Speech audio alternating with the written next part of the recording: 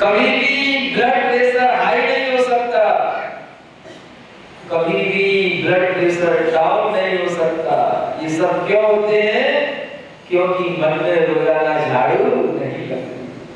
जब मन की गंदगी रोजाना बढ़ती चली जाती है तो वही गंदगी एक दिन हमारे हार्ट पर इस तरह से अटैक करती है कि वो हार्ट डिस्टर्ब हो जाता है और वह हार्ट फेल हो जाता है।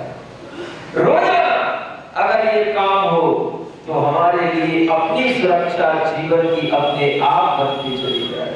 लेकिन वह मन की सुरक्षा कैसे बनेगी? इस अध्यात्म के चिंतन से ही बनेगी।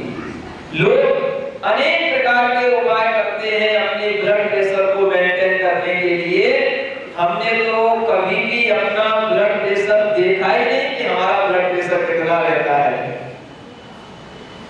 क्या समझे?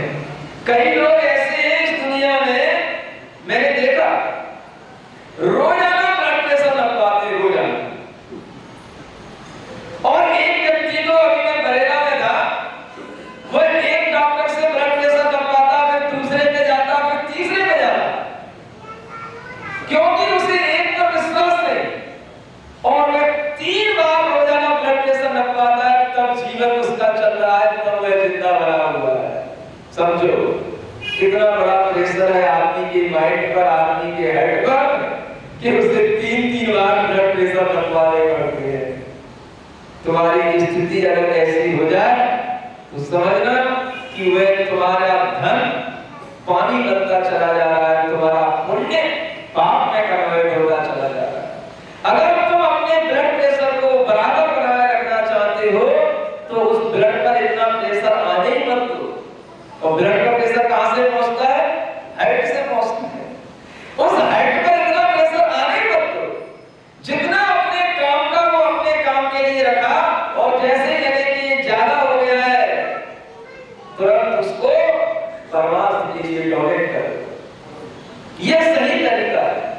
नहीं तो तुम्हारी भी स्थिति वही बनेगी कि तुम्हें रोजाना भी ब्लड प्रेशर नपवाना पड़ सकता है, और कम से कम महीने में तो एक बार हर कोई व्यक्ति नपवा। पहले कभी नहीं सुनते थे ऐसे ब्लड प्रेशर नापे जाते हैं। आजकल तो व्यक्ति अपने घर में ही लोग दवाने लग जाता है और पट्टा बांध करके ब्लड प्रेशर नाप लेता है। घर में मशीन आ गई, अपना ब्लड प्रेशर खुद नापो। और वह ब्लड प्रेशर पहले कभी ऐसा नहीं बढ़ता था जितना आज वो बढ़ने लगा है। क्यों बढ़ने लगा? क्योंकि आदमी आज इतने तनाव में जी रहा है, और उस तनाव का कारण कुछ नहीं है, इस अनित्य को उसने नित्य मान लिया है। जिस चीज से उसके लिए टेंशन हो उसी समय पर वो ये सोच ले, अरे भैया ये सब थोड़े दिनों के लिए है, सब छूट जाएगा, ना उनके साथ कुछ जाने वाला है और ना हमारे साथ कुछ जाएगा। उसका टेंशन उसी समय पर दूर हो जाएगा। बहुत अच्छी दवा बता रहा हूं, फास्ट रिलीफ।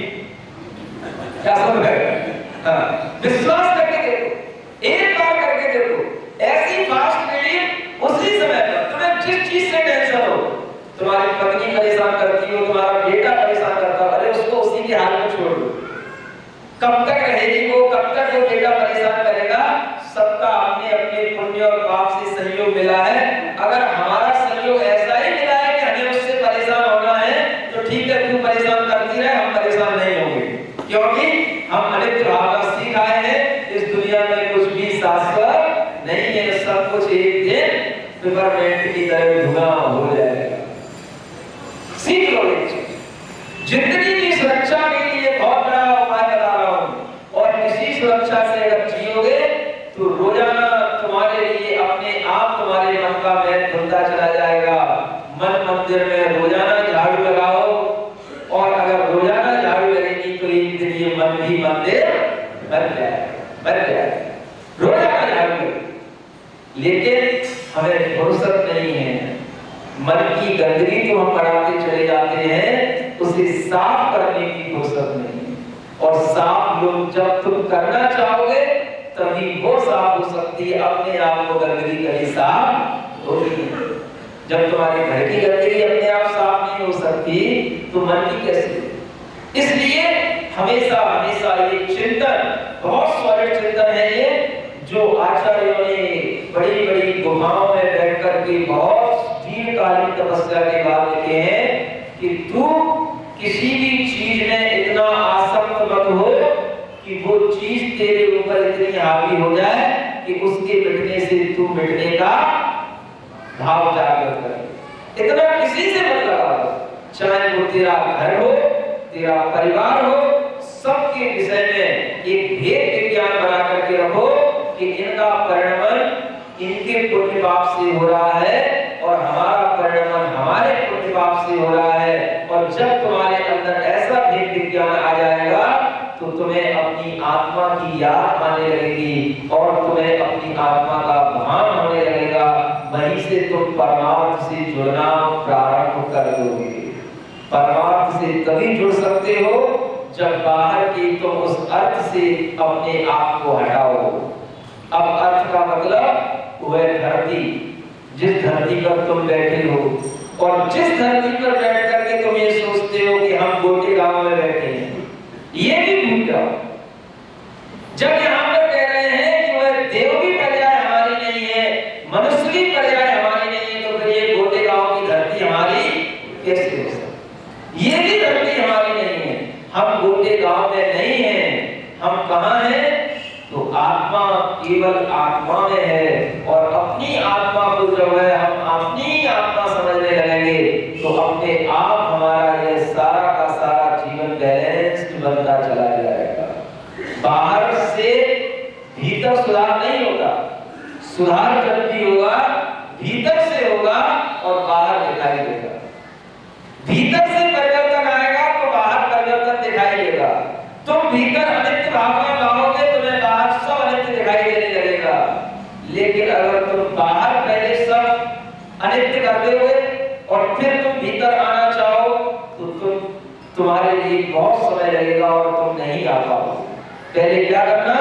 अपने मन में विचार लाना अनित्यता का, और जब अपने मन में विचार आएगा तो फिर बाहर सब कुछ बना भी रहे तो भी वह अपने आप तुम्हारे लिए अनित्य हो जाएगा।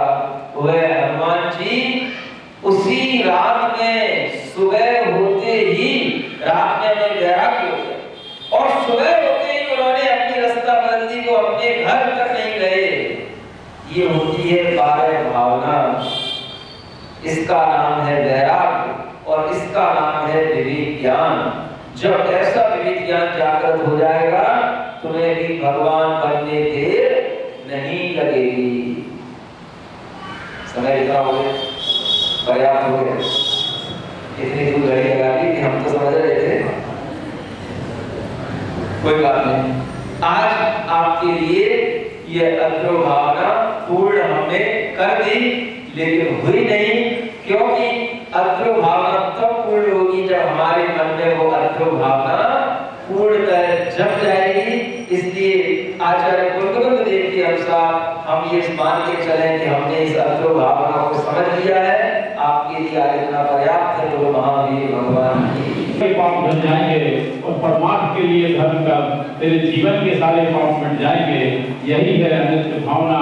मस्तिष्क को स्वीकार कर, मन को समझा ले प्राणी।